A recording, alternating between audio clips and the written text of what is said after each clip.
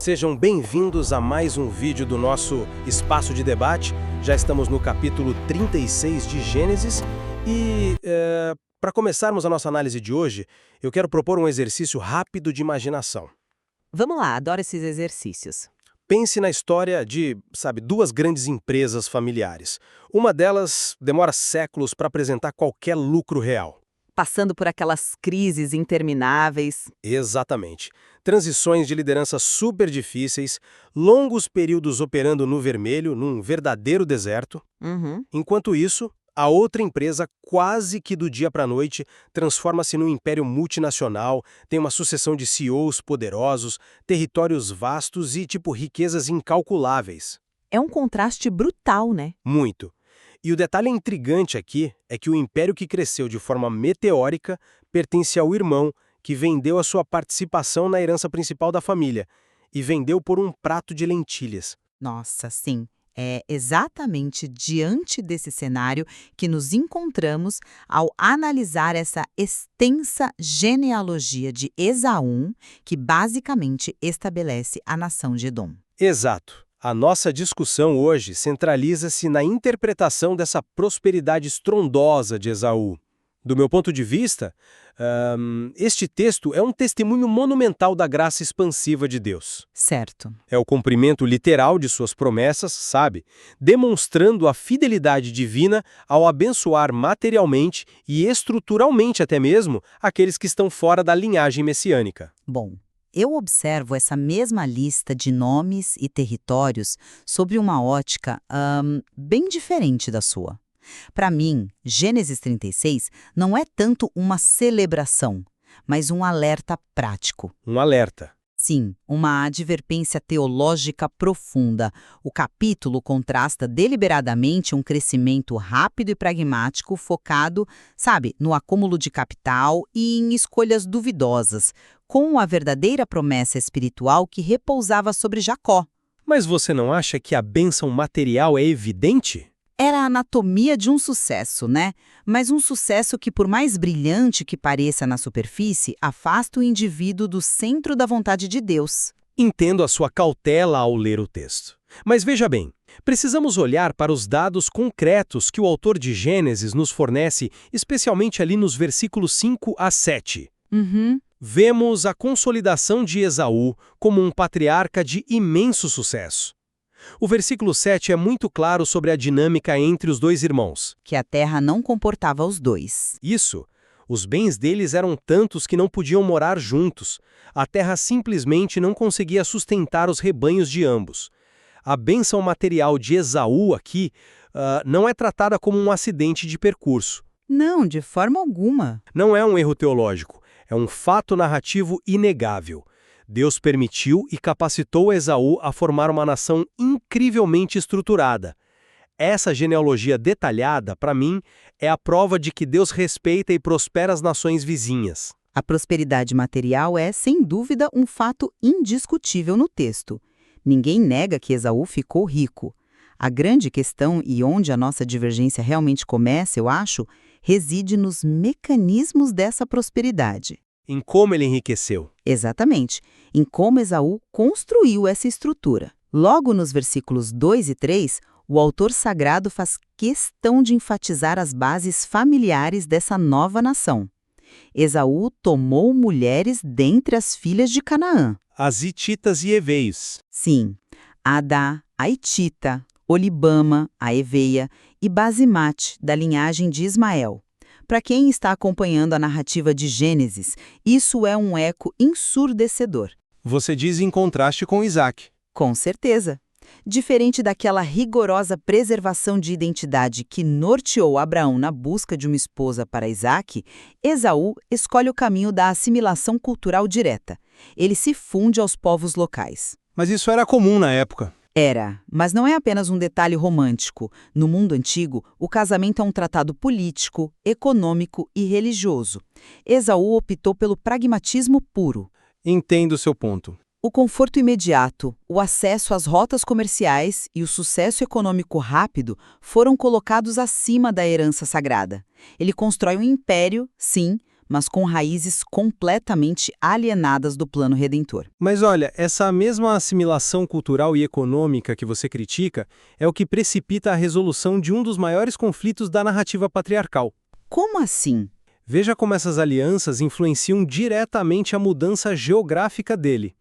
Se olharmos para o versículo 6, o texto descreve Esaú tomando suas mulheres, filhos, rebanhos e todos os bens e indo para os montes de Seir. Fugindo do irmão, basicamente? Eu não diria fugindo. A motivação primária para essa mudança não é descrita como uma rebelião teológica, mas como uma questão de logística. É incrivelmente semelhante à separação entre Abraão e Ló, sabe? É uma comparação interessante. Havia excesso de bênçãos materiais, e a atitude de Esaú me parece refletir uma maturidade admirável aqui. Ele não entra em guerra com Jacó pelo território de Canaã. Ele cede o espaço. Exato. Ele cede espaço, afasta-se pacificamente para evitar o derramamento de sangue fratricida e consolida-se o domínio na região de Seir. Há uma estabilidade diplomática e uma graça comum operando muito claramente. Olha, eu questiono fortemente essa leitura benevolente da mudança de CEP do Esaú. Por quê? A paz não é um bom resultado? A paz é boa, mas a geografia no livro de Gênesis nunca é apenas sobre pastos mais verdes. Ela carrega um peso teológico imenso. Quando o texto diz que ele pegou tudo e se afastou de Jacó, nós não podemos ignorar o elefante na sala. Que seria? Ele saiu de Canaã. Ele voluntariamente empacotou suas coisas e abandonou a terra prometida. Canaã era o epicentro do propósito de Deus para aquela família. Mas a terra não sustentava os dois rebanhos. E essa é a ironia trágica, né? É o alerta para o leitor. A própria bênção material, a eficiência dos negócios, os rebanhos excessivos tornou-se a força centrífuga que o ejetou do centro da vontade de Deus. Eu não sei se concordo com a palavra ejetou. Pense na seguinte analogia. Esaú age como aquele herdeiro que possui ações da empresa principal da família, uma instituição focada no impacto geracional de longo prazo, mas ele se cansa da lentidão. E busca o lucro rápido. Isso. Ele decide trocar tudo isso por um negócio de lucros imediatos em outro estado. Ele fica bilionário no curto prazo, organiza seu próprio império nas montanhas de Seir, mas perde completamente sua identidade pactual no processo. A riqueza foi o veículo da sua acomodação. Essa sua analogia da empresa em outro estado é fascinante, mas preste atenção no nível de sofisticação que essa empresa alcança. É aqui que o texto nos convida a observar o avanço político de Edom. Os reis, você diz? Exatamente. Chegamos ao versículo 31, que eu considero um dos trechos mais reveladores dessa genealogia inteira. O texto diz: estes foram os reis que reinaram em Edom antes de haver rei entre os israelitas. Uma frase de muito peso. Muito peso. Pense na profundidade estrutural que isso implica. O autor bíblico está reconhecendo abertamente que a nação de Edom alcançou maturidade política e militar muito, mas muito mais rápido do que Israel. Rápido até demais, na minha opinião. Mas veja bem, enquanto os descendentes de Jacó ainda desceriam ao Egito para serem escravizados e vagariam pelo deserto por décadas, Edom já tinha uma sucessão de monarcas estabelecida. Isso atesta que Deus estava soberanamente guiando e permitindo o desenvolvimento civilizacional deles. Não podemos descartar essa organização como mero mundanismo. A ordem política é um dom divino. A ordem política pode ser um dom, mas a pressa na sua construção revela muito sobre os alicerces, sabe? Esse avanço político precoce que você celebra é, na minha leitura, a maior bandeira vermelha de todo o capítulo 36. Bandeira vermelha? Por terem se organizado? Pela forma como se organizaram. O fato de Edom ter reis antes de Israel não é um atestado de superioridade administrativa. É uma ilustração clássica de um sistema operando puramente pela lógica do poder humano e da força. Mas o texto não diz que foi pela força. Se você analisar a lista de reis nos versículos 32 a 39, notará um detalhe revelador. As cidades capitais mudam de rei para rei. Dinaba, Avite, Paú. Certo, o centro de poder se deslocava. o que indica que não era uma dinastia pacífica de pai para filho. Provavelmente era um sistema onde o líder tribal, com o maior exército no momento, simplesmente tomava o trono. Edom teve reis rapidamente porque operava no modelo de pragmatismo cananeu. Enquanto Israel esperava. Israel demorou séculos para ter reis porque o mecanismo da sua formação era completamente diferente. Israel precisava ser forjado. Deus precisava estabelecer uma lei, um tabernáculo, uma identidade pactual profunda no deserto. Antes de ter um rei sob a autoridade divina? Exato. Edom construiu uma casa enorme e luxuosa rapidamente porque não perdeu tempo cavando até a rocha firme. Construiu direto na areia do pragmatismo. O crescimento foi vasto, mas sem raízes no propósito eterno. Olha, eu discordo dessa visão porque me parece que você está aplicando um padrão de julgamento desigual aqui. Como assim desigual? Não seria uma certa arrogância intelectual nossa olhar para essa estabilidade política descrita no texto e chamá-la sumariamente de casa construída na areia? Arrogância. Eu chamo de leitura teológica do contexto. Mas o texto bíblico registra os nomes de cada um desses reis de Edom com absoluta dignidade. Bela, Jobabe, Rusão. O autor narra as vitórias militares de Haddad contra os midianitas sem um pingo de sarcasmo. Sim, é um registro histórico neutro. E não há uma única palavra de condenação explícita do autor nesses versículos. Chamar essa estabilidade civilizacional de meramente carnal ignora o fato de que a soberania de Deus não atua apenas no vácuo de Israel. Eu concordo que Deus é soberano sobre Edom. Ele estrutura o mundo inteiro. Edom soube se organizar, soube assimilar os horeus que habitavam as cavernas de Seir e transformou montanhas inóspitas em uma rota comercial próspera. Isso exige sabedoria. Bom, a ausência de condenação explícita ali no versículo não significa aprovação teológica do modelo, né? Significa apenas que o texto está agindo como um espelho histórico das consequências das escolhas de Esaú. E quais seriam essas consequências terríveis se eles estavam prosperando? Já que estamos falando sobre consequências, nós precisamos obrigatoriamente direcionar nossa atenção para o fruto final dessa linhagem, a verdadeira semente do conflito que essa civilização gerou. Você vai falar do versículo 12. Vou falar do versículo 12. Um detalhe crucial.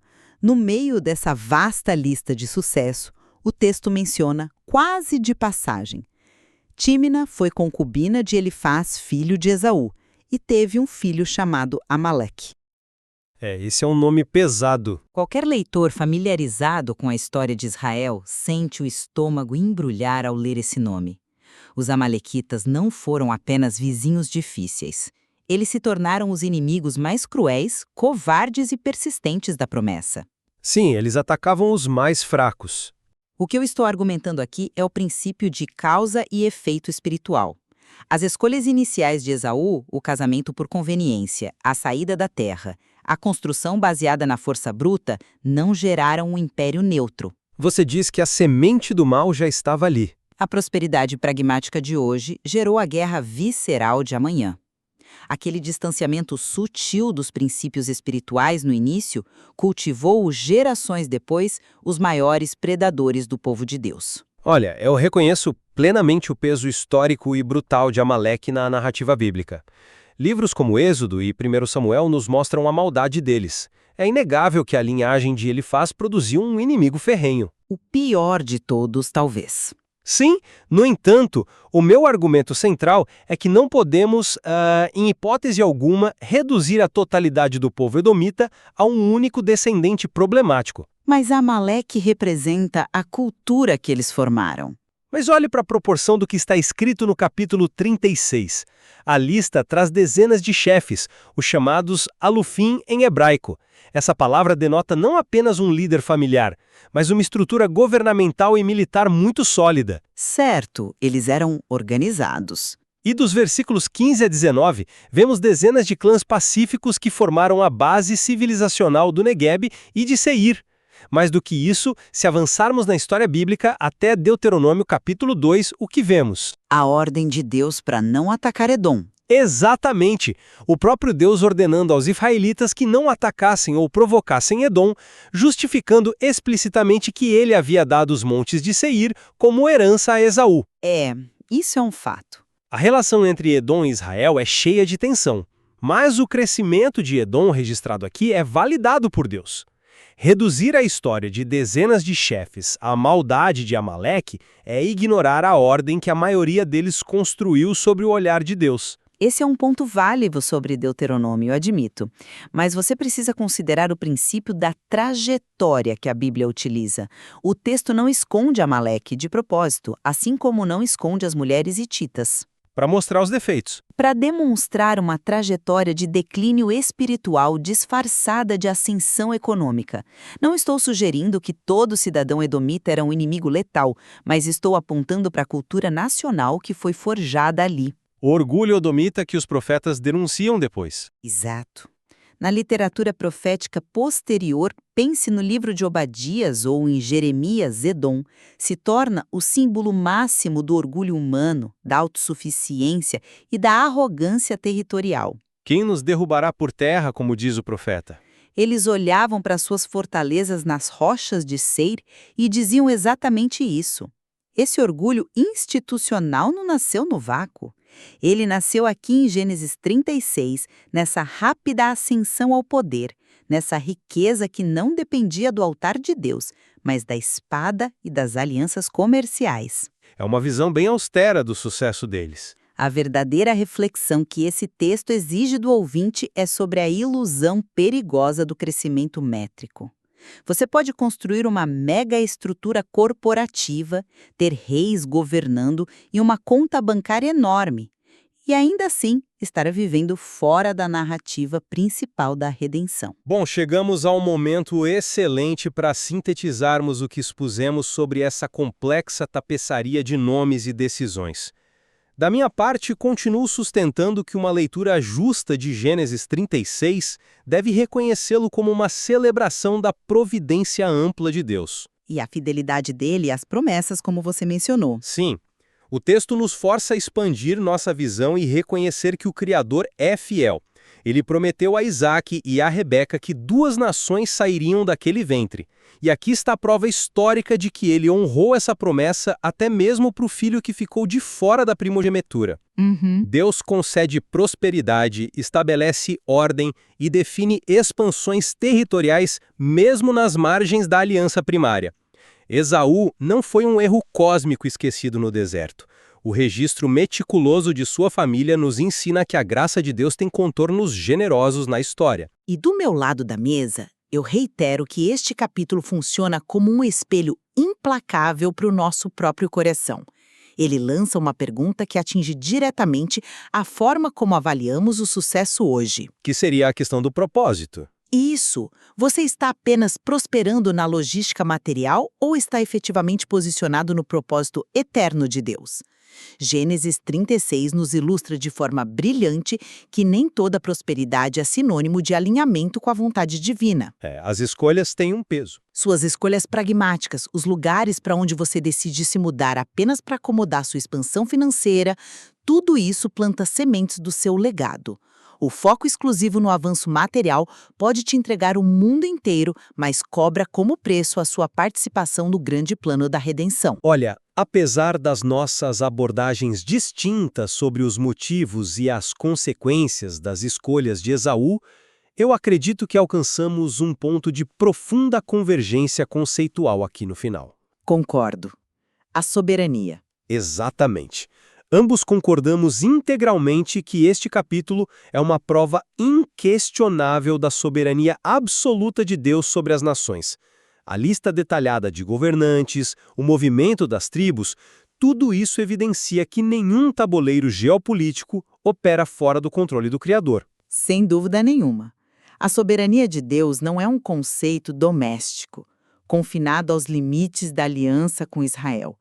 Ela é a força que dita o ritmo de cada rei que ascendeu ou caiu no trono de Edom. Perfeito. E é o reconhecimento dessa mesma soberania que deve nos desafiar hoje a examinar os materiais que estamos usando para construir as nossas vidas. O imponente legado de Seir acabou varrido pelos ventos da antiguidade, enquanto a promessa invisível carregada por Jacó transformou a humanidade. É exatamente essa tensão vibrante entre a glória terrena imediata e o propósito espiritual de longo prazo que preferimos deixar em aberto para vocês ponderarem hoje, onde traçamos a linha entre a bênção material e a acomodação perigosa. Agradecemos muito aos ouvintes por acompanharem nossa discussão de hoje e deixamos aqui o convite para o nosso próximo episódio.